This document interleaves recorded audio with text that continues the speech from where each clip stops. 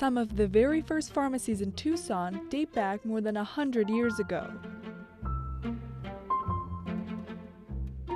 Jesse Hurlbut, a 19th century pharmacist, collected artifacts from these old drugstores and opened what was named the History of Pharmacy Museum here at the UA back in 1966.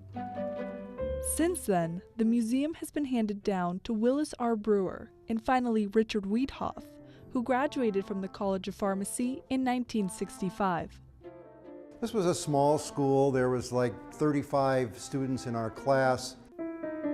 When he was a student, he led the pharmacy fraternity. I joined the Kappa Psi fraternity and later on became its president. And after getting his master's in pharmacognosy, Mr. Wiedhopf returned as Assistant Dean of Finance for the College of Pharmacy, as well as curator for the museum where he exhibits collections from all over Arizona.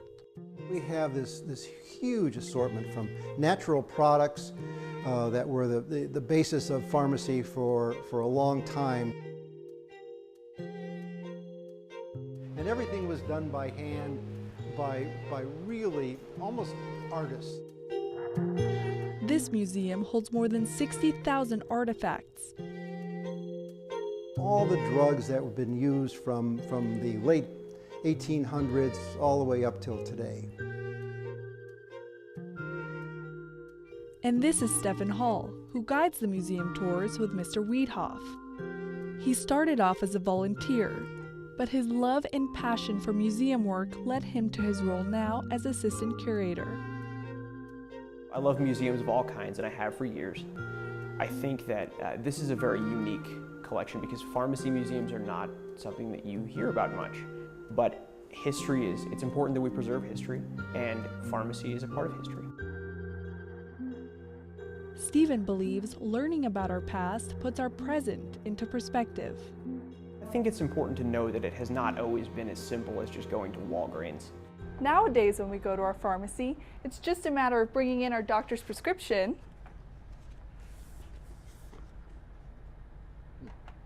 Perfect, thank you. And getting the right prepackaged drug. But back in the day, pharmacists would have to go through this process. Mr. Wiedhopf calls compounding.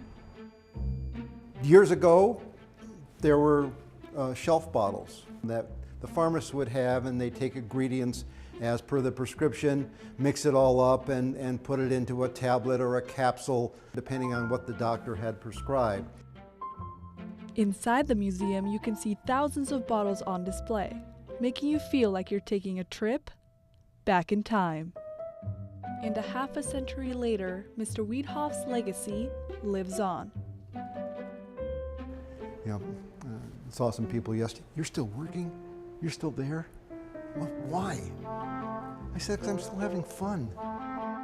It's been a great run for the last 53 years.